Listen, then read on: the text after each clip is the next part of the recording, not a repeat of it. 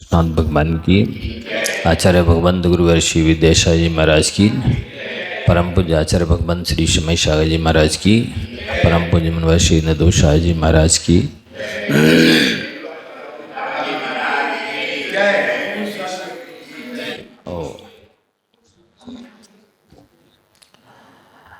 हम गो शब्द वाणी शब्द के अनेक अर्थ शास्त्रों में बताए गए। बाक भी बोलते हैं, वचनों को बाक, वचो वचनम वाणी, भारती गी सरस्वती। भारती भी बोलते हैं और सरस्वती भी बोलते हैं। तो सत्य वचनों का नाम ही सरस्वती है, सत्य वचनों का नाम ही भारती है, सत्य वचनों का नाम ही दिव्य ध्वनि है। जरूरी नहीं कि वो केवल ज्ञानी की है या होती है। जो भी सत्य बोल रहा है उसकी वो वाणी सरस्वती है, दिव्य ध्वनि है, भारती है। अब असत्य बोलना, झूठ बोलना, निंदा करना, चुगली करना इत्यादि कठोर बोलना, ये सरस्वती का अपमान है, अभिनय है, भारती का, जिनवाणी का अभिनय है, अपमान है, दुरुपयोग है।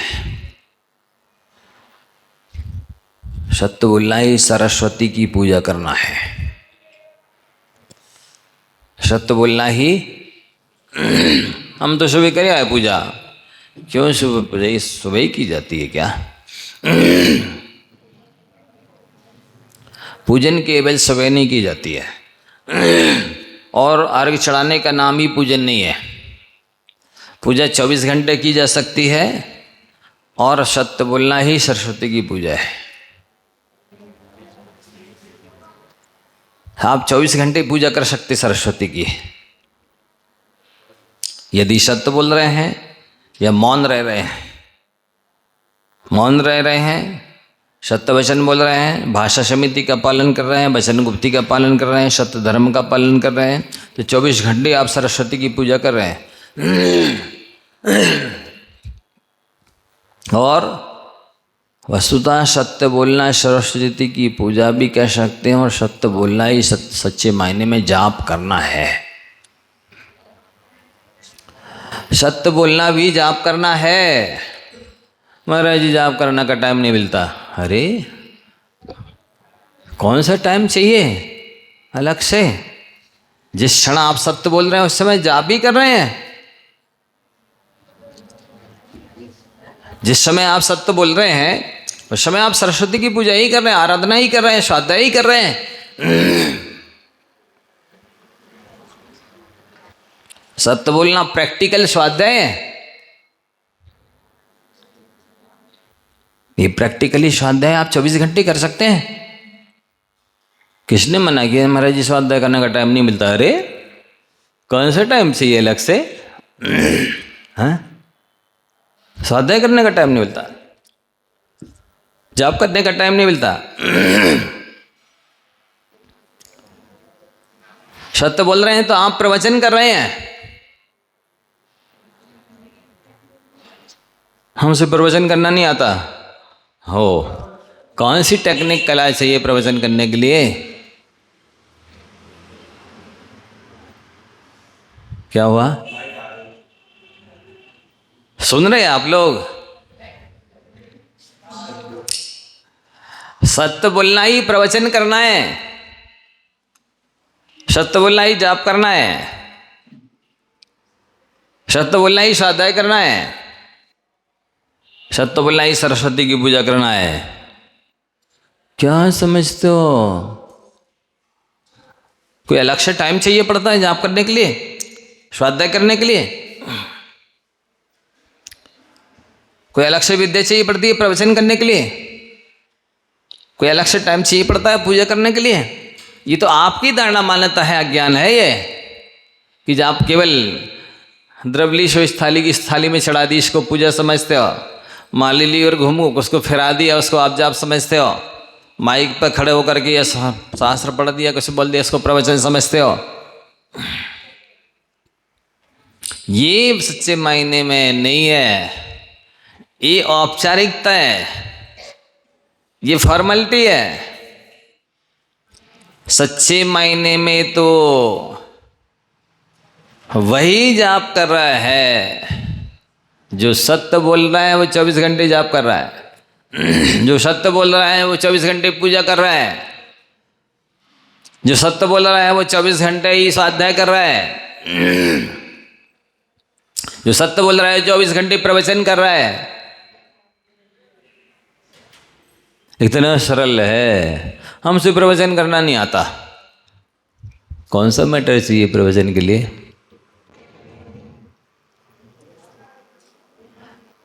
कौन सी माला से? ओम नमः चला गया। ओम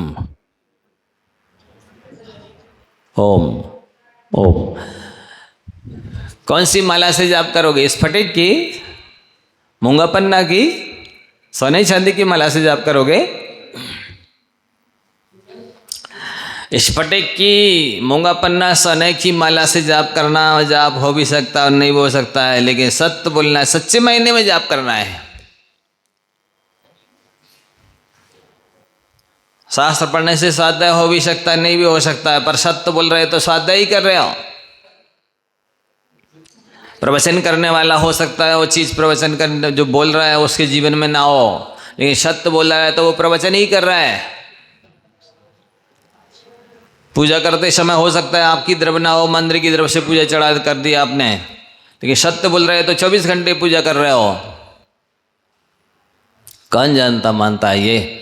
इधर अर्घ चढ़ा के गए और बस मंदिर के बाहर निकले, वही घोड़ा वही मैदान। हम तो करे आए पूजा, हो हम तो करे आए जाप, प्रवचन करे आए, स्वाध्याय कर लिया। ये समझना होगा कि वाणी की जो सरस्वती की जो नाम है, भारती की सरस्वती, तो भगवान की केवल वाणी को ही दिव्य ध्वनि नहीं कहते हैं, भारती नहीं कहते हैं, सरस्वती नहीं कहते हैं। जो जो सत्य बोल रहे हैं उन सबकी विद्युत ध्वनि कर रही है, चाहे वो महिला हो, पुरुष हो, बच्चा हो, बच्ची हो, जैन हो, जैनेतर हो। सत्य बोल रहा है तो उसकी दिव्य ध्वनि खिंच रही है। सत्य बोल रहा है तो वो जाप कर रहा है, कहीं भी हो। सत्य बोल रहा है तो वो पूजा ही कर रहा है, कहीं भी हो। सत्य बोल रहा है तो वो प्रवचन ही कर रहा है, कहीं भी हो। ऐसा है। ये स्वाध्याय करना, ये जाप करना, ये पूजा करना, ये प्रवचन करना, लोगों ने एक स्थान निश्चित समझ रखा है। कोई एक व्यक्ति विशेष निश्चित कर रखा है। वो फलाने जाप करेंगे, वो फलाने स्वाध्याय करेंगे, वो फलानी पूजा करेंगे, फलाने प्रवचन करेंगे। नहीं, आप सबकी जो वाणी है वो जनवाणी कहला सकती, यदि सत्य बोलो तो। भगवान की वाणी यही है। क्या है कि जो वस्तु स्वभावो धम्मो, वस्तु का जो स्वभाव है उसका प्ररूपण कोई भी करे वो दिव्य ध्वनि ही है। केवल 13वें गुण स्थानवर्ती तीर्थंकर समोषण में बैठ करके बोलेंगे वो दिव्य ध्वनि कहलाएगी, ऐसा है नहीं। ये तो आपकी जानकारी है, आपकी मान्यता है। वो दिव्य ध्वनि जंगल में भी गिर सकती है, दुकान में भी गिर सकती है, मकान में भी गिर सकती है, किचन में भी गिर सकती है, ऑफिस में भी गिर सकती है, वाहन पे भी गिर सकती है, सो कहीं भी कभी भी गिर सकती है। सत्य वचन बोल रहे हो तो ऐसा है। और जो आपकी वाणी सुनेगा वही गणधर है। सत्य वचन सुनने वाला गणधरी है। जिसको सत्य वचन बोलने नहीं मिल रहे, सुनने नहीं मिल रहे, वे दोनों ही अपात्र हैं। जो सत्य बोल रहा है, जो सत्य सुन रहा है, वे दोनों ही तीर्थंकर और गणधर हैं। ऐसा है भगवान का कहना। नहीं, उनके तो आए, स्वाहा किया, चले गए, हो गई पूजा, कुछ सुन लिया तो प्रवचन हो गए, स्वाध्याय हो गया, पढ़ लिया कुछ, माला फेर ली का तो जाप हो गई। कितना बड़ा अज्ञान है ये, बताइए। क्या कहलाती है जाप, क्या कहलाता है स्वाध्याय, क्या कहलाती है पूजा, क्या कहलाती है प्रवचन? सत्य बोलना ही सब कुछ है। सत्यमेव जयते, सत्य की ही विजय होती है। सत्य आकाश से भी बड़ा है, क्योंकि सत्य आकाश को भी जानता है और आलोक आकाश को भी जानता है। तो शालीनता से बात करने पर इज्जत तो मुफ्त में मिलती है,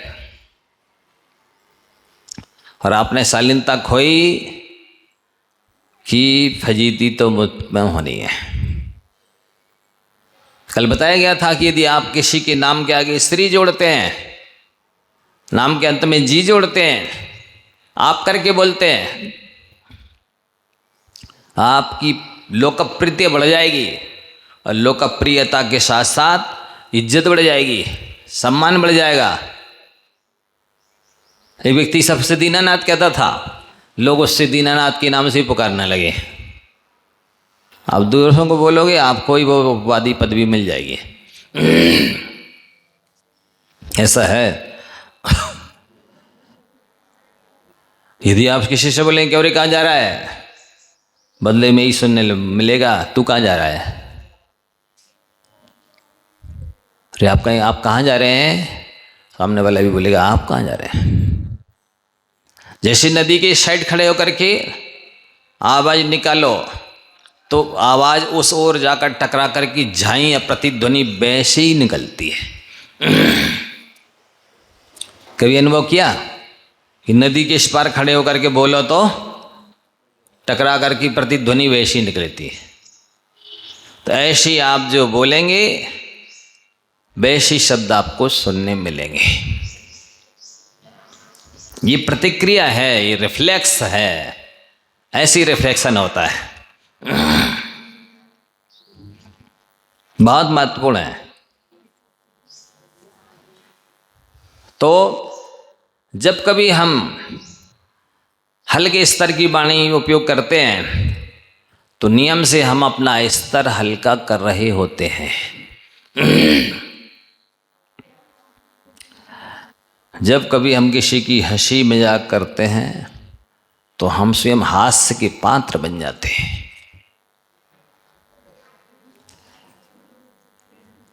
तो वाणी में ऐसी ताकत है कि सांप भी नाचने लग जाता है और हिरण भी चित्रलिखित की तरह हो जाता है। बिल्कुल बीन बजे तो ऐसा लगेगा, हिरण इतनी एकाग्रता से सुनने लगेगा जैसे ये पत्थर का है कि लकड़ी का है कि चित्र का है, इतना स्थिर एकाग्र होकर सुनता है बीन को। सांप भी इस तरह का डांस करेगा कि दूसरा क्या करेगा। उसने कहीं सीखा नहीं है नाचना, लेकिन बीन उसको सिखा देती है नाचना। ऐसी शक्ति है। सोता व्यक्ति जाग जाए,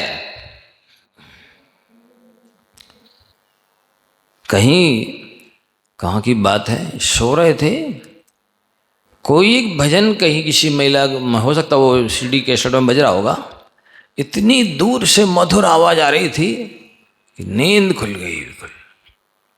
और बहुत देर तक समझ में नहीं आया था क्या गा रही है, लेकिन आवाज इतनी सुरीली आ रही थी कि बिल्कुल मंत्रमुग्ध हो गए। ऐसी शक्ति है आवाज की। और बाकी में जैसी तृप्ति संतुष्टि टॉनिक का काम करने वाली वाणी होती है, वैसी दूसरी कोई चीज नहीं है। प्रायः बहुत सारे लोग संसार के केवल प्रशंसा के शब्दों के लिए बहुत सारा तन मन धन समय श्रम लगाते रहते हैं, बहुत समय देते दूसरों के लिए, श्रम करते हैं कि 2 शब्द हमें सुनने मिल जाएंगे, इन्होंने बहुत मेहनत की, बस ये बहुत अच्छे आदमी है, ये परोपकारी हैं, या कुछ भी 1-2 शब्द मिल जाए, उनको ऐसा लगता है कि मेरी कीमत वसूल हो गई। बोलो सही है ना?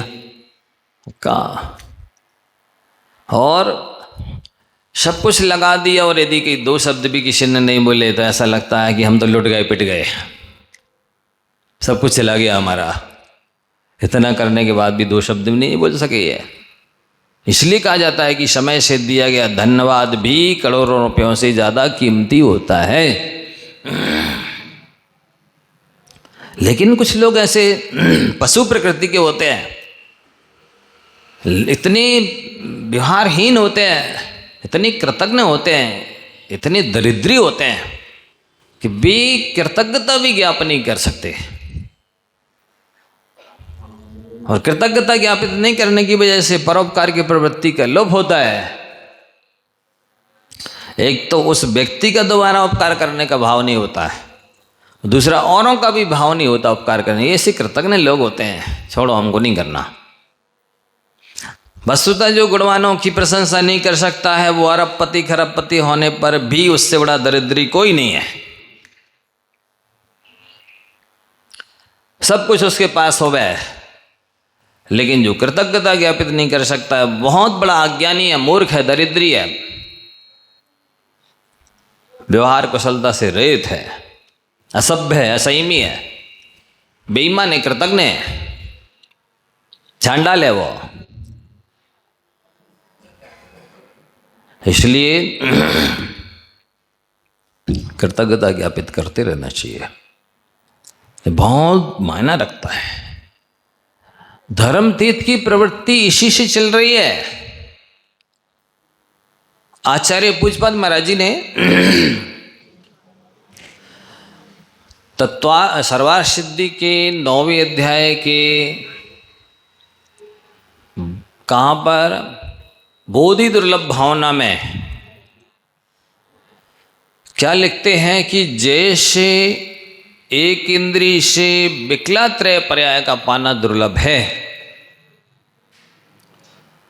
अथवा विकलात्रय से पंचेंद्रिय बनना जैसे दुर्लभ है, वैसे ही गुणों में कृतज्ञता गुण का होना दुर्लभ है। व्यक्ति के अंदर अनेक गुण हो सकते हैं, लेकिन कृतज्ञता हो, किए हुए उपकार को माने, प्रत्युपकार करें, ये जरूरी नहीं है, ये बहुत दुर्लभ गुण है। इस मामले में तो कुत्ता प्रशंसनीय है, ये गुण तो उसके अंदर वफादारी है, मानना पड़ेगा। ये गुण, ये शिक्षा उस कुत्ते से लेना चाहिए कि उसको रूखे सूखे रोटी के टुकड़े डालो, दिन भर स्वामी को देख के पूछ लाता है और रात भर जाग कर के जान और माल की रक्षा करता है। ये दुर्लभ गुण नहीं है तो वो मनुष्य उस कुत्ते से भी गया बीता है। कृतज्ञता गुण, किए हुए उपकार को मानना, तन से मन से धन से किसी ने समय दे करके, श्रम करके, किसी भी रूप में, प्रत्यक्ष में परोक्ष में यदि एहसान किया है, उपकार किया है और नहीं मानते हो, आपकी जिंदगी में कभी उन्नति नहीं होगी, आप दुखी रहोगे। ओम ओम ओम। आगे आप देख लेना अपनी सगी आंखों से, इस पृथ्वी पर ऐसा लिखा है, ज्ञानी जनों के मुख से मैंने सुना है कि ये पृथ्वी सारे संसार का बोझ सहन कर सकती है। धर्म अधर्म आकाश काल पुद्गल, जो अनंत अनंत पुद्गल हैं, इतने सारे ढेर पहाड़ पत्थर और भी सारा मटेरियल और इन मनुष्यों का सबका वजन सहन कर सकती है पृथ्वी। लेकिन जैसे ही कृतज्ञों का भार बढ़ता है कि भूकंप आना शुरू हो जाता है, ज्वालामुखी फूटना शुरू हो जाता है, कोरोना जैसे रोग आना शुरू हो जाते हैं, अतिवृष्टि अनावृष्टि होना शुरू हो जाती है। ऐसा लिखा है शास्त्रों में। आज की इतनी कृतज्ञ लोग हो गए हैं भी माँ बाप का उपकार नहीं मानते हुए, सास ससुर का उपकार नहीं मानते हुए, टीचर शिक्षकों का गुरुओं का उपकार नहीं मानते हैं। किसी ने भी कभी भी कहीं भी सहयोग किया है उपकार नहीं मानते। नहीं महाराज जी हम तो मानते हैं। देखो ध्यान से सुनो, आपके पास करोड़ रुपए हैं, लेकिन जब तक जेब से बाहर नहीं निकाले हो, किसी को क्या पता आपके पास करोड़ रुपए है। जैसे जेब के पैसे बाहर निकालना आवश्यक है, उसी प्रकार से हृदय के शब्द मुख से बाहर निकालना आवश्यक है, तब आप कृतज्ञ माने जाएंगे। नहीं निकालते हैं तो आप उस दरिद्री की तरह हैं। समझ में आ रहा है ना? जेब के पैसे बाहर निकालना होते हैं तब लोग व्यवहार और व्यापार होता है। इसी तरह से हृदय के उद्गार वचनों से बाहर निकालने होते हैं, तब जनावर माना जाता है कि आप कृतज्ञ हैं, सज्जन हैं, सभ्य हैं, भद्र हैं, संयमी हैं, व्रती हैं, विद्वान हैं। तो ये ध्यान रखना, भूल नहीं जाना। यदि छट्टा काल लाना है जल्दी से, तो आप उपकारियों का उपकार मानना बंद कर दीजिए। कृतज्ञता व्यक्त करना, अभिव्यक्ति करना बंद कर दीजिए, छट्टा काल आ जाएगा। और अभी ये जो जितनी प्रतिकूल परिस्थिति बनती चली जा रही दिनों दिन, उसकी वजह है कृतज्ञता, किए हुए उपकारों को नहीं मानना। ये रेकी है, भावना योग है, और हीलिंग है, जाप है, भावना, अनेक तरह की जो परिणाम है ना, धन्यवाद है, कृतज्ञता है। वस्तुतः आप सब सुन लो, यदि सुबह उठ करके आप सबसे पहले प्रभु से अपने दोषों की क्षमा मांगे कि भगवान आज तक जो भी दोष हुए हों मेरे सारे पाप मिथ्या हों, और मेरे इस जन्म में और जन्मांतरों में जिसने भी सहयोग किया है, मैं पृथ्वी पर रहता हूँ, मैं पृथ्वी को धन्यवाद देता हूँ कि वो मेरा बोझ उठा सहन कर रही है। मैं जल को धन्यवाद देता हूँ कि उसको पी करके मैं स्वस्थ रह रहा हूँ, जीवित रह रहा हूँ, और मैं अपने पानी के द्वारा कितने सारे काम करता हूँ, नहाना धोना इत्यादि। मैं जल को धन्यवाद देता हूँ, मैं अग्नि को धन्यवाद देता हूँ, उससे मैं प्रकाश प्राप्त करता हूँ, मैं भोजन नाश्ता इत्यादि उससे बनता है, कितना उपकार करती है अग्नि में, उसको धन्यवाद देता हूँ। मैं वायु को धन्यवाद देता हूँ कि उससे श्वास लेकर के मैं जीवित हूँ। मैं वनस्पति को धन्यवाद देता हूँ कि वनस्पति के द्वारा ये वस्त्र आदि बनते हैं, सारे ड्राई फ्रूट्स प्राप्त होते हैं, सारे फ्रूट्स सब्जियां प्राप्त होती हैं, सारे मसाले प्राप्त होते हैं। क्या नहीं प्राप्त होता है, वनस्पति को भी धन्यवाद देता हूँ। मेरे काम में यदि दो इंद्रिय, 3 इंद्रिय, 4 इंद्रिय ने सहयोग किया है तो उन्हें धन्यवाद देता हूँ। अशनि शनि पंच इंद्रियों में पशु भी मेरे काम आए, गाय का मैं दूध पीता हूँ उसको भी धन्यवाद देता हूँ। घी दूध दही मही खाता हूँ, मिठाई रसगुल्ला जलेबी खाता हूँ, और सबको धन्यवाद देता हूँ। ये पागलपन नहीं है, ये सच्ची कृतज्ञता है। जिस दिन इस तरह की कृतज्ञता आ जाएगी कि जिसने मेरे जीवन में सहयोग किया, जिस माँ ने दूध पिलाया है, जिसको भोजन करके जिसका मैं धर्म ध्यान कर रहा हूँ, ये सब के उपकार आपको मानो, आप देखेंगे आपके अंदर अनेक तरह की रिद्धियां सिद्धियां हो जाएंगी। आप फिर जो चाहेंगे वो होगा। 100% आप कृतज्ञ हो जाइए सबके प्रति, द्रव्य क्षेत्र काल भाव के प्रति, जितना भी चेतन अचेतन का सहयोग है उन सबको धन्यवाद देना सीख जाओ। फिर देखो आप चौथा काल आ जाएगा, सारे लोग मानने तो लग जाएं, इस तरह से उपकार कृतज्ञता की अभिव्यक्ति तो करने लग जाएं सारे जीव एक दूसरे के प्रति। चौथा काल आ जाएगा, आप जो कहेंगे वही होगा। इतनी पावरफुल हो जाएंगे आप कृतज्ञ बनने के बाद। सबका उपकार मानिए, हम इतने कृतज्ञ हैं, ये पृथ्वी जल अग्नि वायु वनस्पति तो छोड़ो, हम सगे जिनने दूध पिलाया है माँ बाप का उपकार नहीं मानते हैं, जिसने लड़का पैदा करके हमको दिया है उन सास ससुर का उपकार नहीं मानते हैं, और हम ऐशो आराम कर रहे हैं, खूब ठाट बाट से रह रहे हैं। ये कृतज्ञता नहीं है।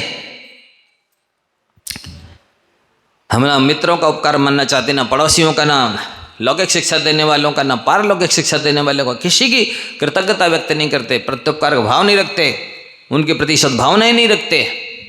इसलिए ये पंचम काल नहीं, छठा काल आने वाला है जल्दी से जल्दी। आप देख लो हैं। हाँ बिल्कुल, आपने अभी महामंत्र की महिमा नहीं सुनी। इस महामंत्र के प्रसाद से सूरज भी चंद्र रूप प्रमाण कर जाता है, चंद्रमा भी सूरज की तरह काम करने लग जाता है, आकाश पाताल का काम करने लग जाता है, पाताल आकाश का काम करने लग जाता है, पृथ्वी स्वर्ग की तरह का लाभदायी हो जाती है।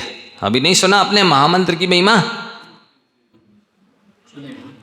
ऐसा है भावों का। ये क्या है? मंत्र की जाप क्या है?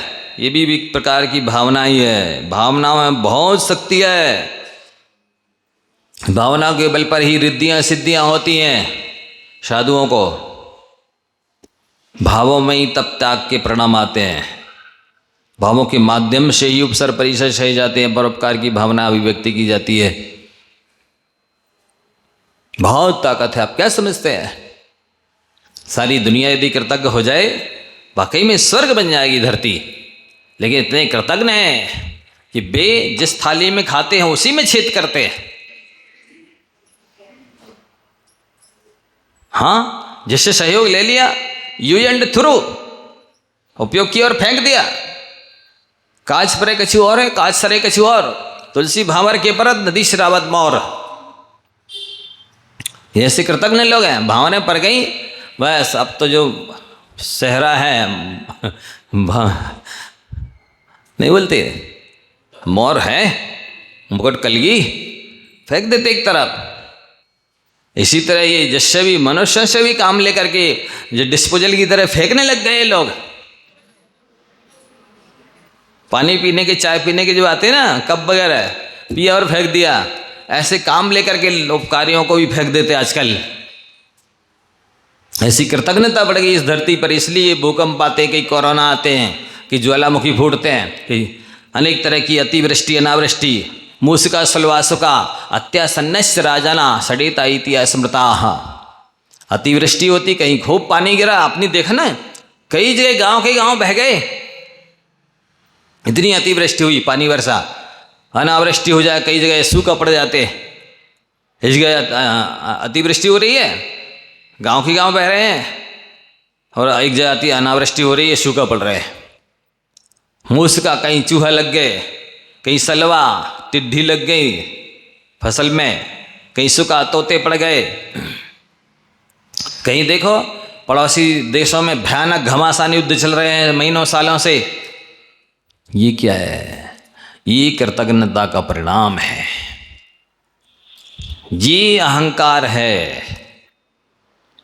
ये सब अहंकार कराता है।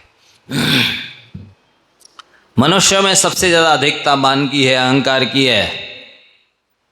यदि वो कृतज्ञ बन जाए तो वो उसका मान गल जाए, और मान गले बिना कृतज्ञ बन नहीं सकता। ये पक्का है। जो कृतज्ञता व्यक्त नहीं करता वो महामानी है। वो रावण का वंशज है। वो वहीं जाने की तैयारी कर रहा है जहां रावण गया है। पक्का है।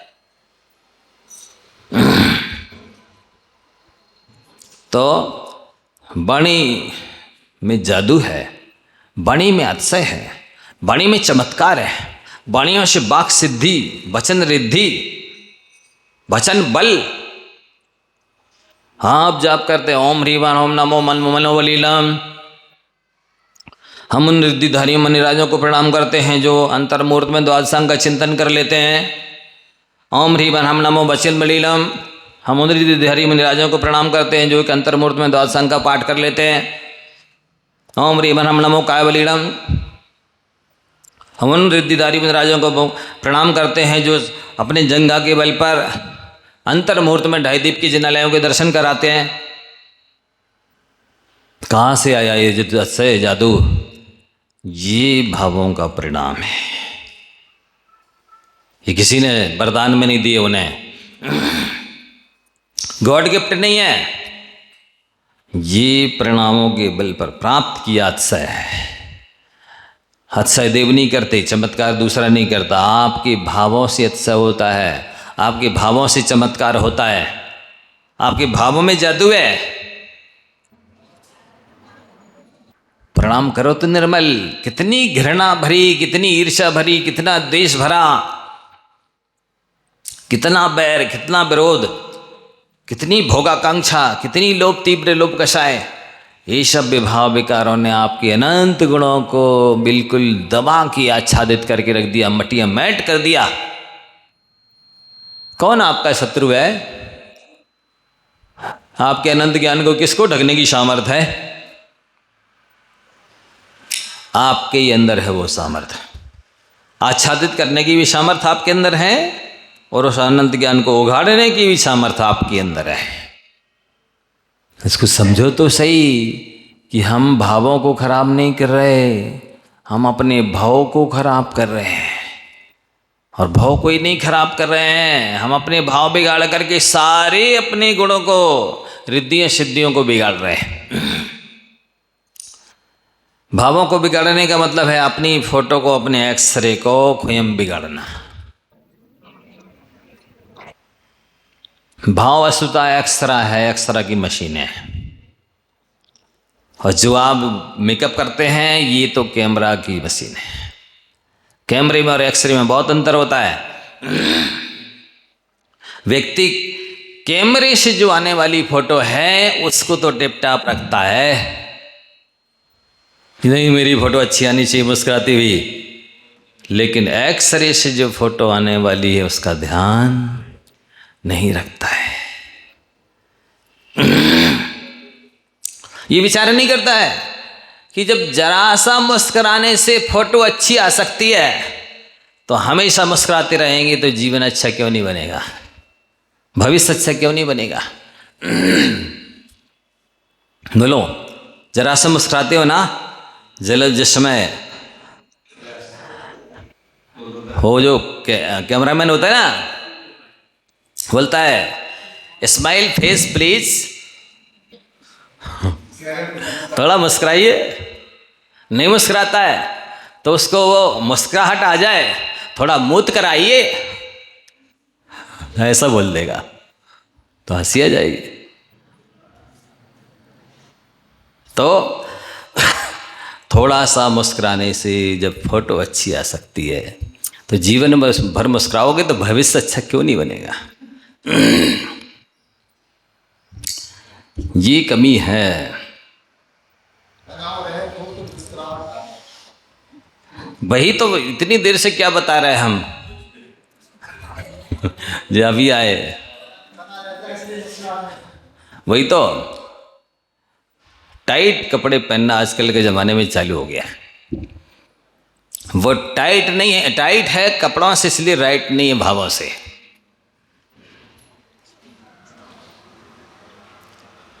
कपड़े बहुत टाइट पहनता है, उसकी जिंदगी भी टाइट हो गई है,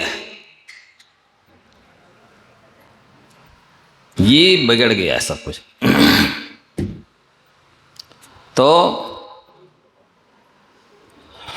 पानी मर्यादा तोड़े तो बाढ़ आ जाती है और वाणी मर्यादा तोड़े तो महाभारत हो जाता है।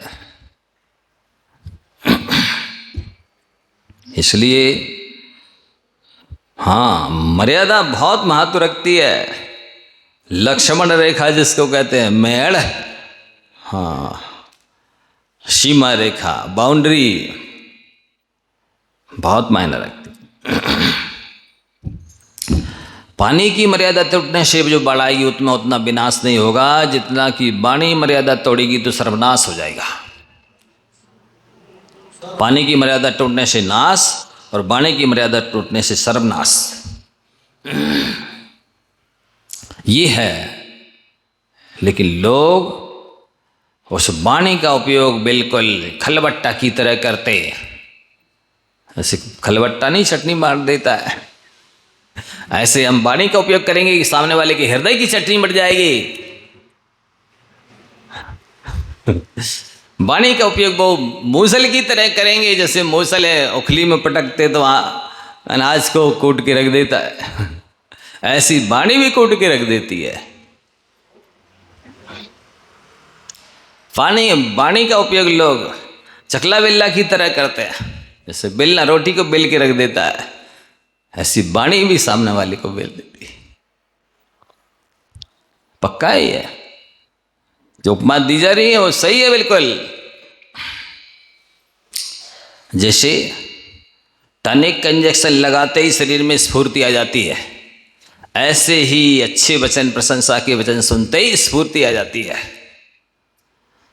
जैसे कोई सांप के काटने से ना तुरंत नीला नीला पड़ जाता है, ढीला ढीला हो जाता है, ऐसे ही शब्दों में वो भी ताकत है कि नीला नीला और ढीला ढीला कर देने की। लोग वाणी का उपयोग कतरनी की तरह करते हैं, जैसे कैंची कपड़े को टुकड़े टुकड़े कर डालती है, ऐसी वाणी व्यक्ति के हृदय के टुकड़े टुकड़े कर डालती है। ऐसी सामर्थ्य है, समय पास नहीं कर रहे, आप देख लेना, हड्डी तक पिलपिली कर देती है वाणी, ऐसी ताकत। इसलिए वाणी का उपयोग आप करें तो अमृत की तरह करें, जहर की तरह ना करें। एक वाणी जला सकती है तो एक वाणी मार भी सकती है। एक वाणी के सुनने से भूख खुल जाती है तो एक वाणी के सुनने से भूख भाग जाती है। एक वाणी के सुनने से व्यक्ति स्वस्थ हो जाता है, एक वाणी के सुनने से व्यक्ति बीमार हो जाता है।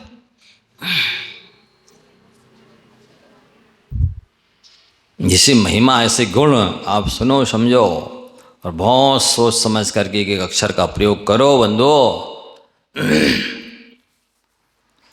प्रभावी ढंग से बोलना सीखना चाहिए, हावी ढंग से नहीं, हावी ढंग से नहीं, प्रभावी ढंग से बोलना सीखना चाहिए। बातें तो सब एक हैं, कहने के हैं ढंग, सकी चना मीठे लगे नमक मिर्च की संग। इन शब्दों में नमक मिर्ची मिला दो और तो वो उपयोगी हो जाएगी। जैसे दाल सब्जी यदि बिना बघरी हो तो अच्छी नहीं लगती, इसी तरह से वाणी यदि संस्कृत ना हो, बघारी हुई ना हो तो वाणी भी अच्छी नहीं लगती है। दाल सब्जी में बघार लगाते हैं लोग, लेकिन वाणी में बघार नहीं लगाते, संस्कार नहीं देते हैं। सो वाणी की भी कीमत ऐसी बिना बघरी दाल सब्जी की तरह हो जाती है। क्यों हंस रहे आप लोग? नियम है ये, है प्रैक्टिकली है ये चीज बिल्कुल। कैसे ही महंगा कपड़ा हो आपका, लेकिन यदि इसकी बराबर फिनिशिंग ना की जाए आपकी कुर्ते की, उस महंगे कपड़े की क्या वैल्यू है बताइए? प्रेस तक करना पड़ता। इसी तरह से आप अपनी वाणी को भी प्रेस करके प्रयोग कीजिए, संस्कारित करके प्रयोग कीजिए, उसमें फिनिशिंग होनी चाहिए। और भले कपड़ा सस्ता हो लेकिन फिनिशिंग होगी तो वो भी अच्छा लगता है। इसलिए वो सस्ता कपड़ा का मतलब है बिना कुछ दिए लिए भी अकेले वाणी से काम भी होता है। और बहुत कुछ दे दिया ले दिया नहीं। कई बार महिलाएं, बूढ़े पुराने जो लोग होते हैं, सास ससुर होते हैं, घर का कोई सदस्य बीमार होता है, भी सेवा तो करती है। लो तुम्हारे मारे और हम खा तक नहीं पाए, पी तक नहीं पाए, सो तक नहीं पाए, तुम तो और कूलते ही रहते। मतलब सेवा तो करती रहती है, पर ये बीच बीच में टॉर्चना देती जाती है। सो वो उनकी सारी की हुई सेवा पानी में मिल जाती है, मिट्टी में मिल जाती है। वही सेवा यदि मीठे शब्दों से की गई होती, विनय से की गई होती, प्रेम से की गई होती, तो उस सेवा का अनंत गुणा मूल्य बढ़ जाता। अनंत गुणा मूल्य बढ़ जाता का मतलब ये कि आपको लाभ मिलता। ये भैयावृत्ति है, भैयावृत्ति तप है। जो दीनहीन अनाथ की वृद्ध की असहाय की सेवा करता है हृदय से सच्चे भावों से, वो तीर्थंकर प्रकृति का बंद करता है।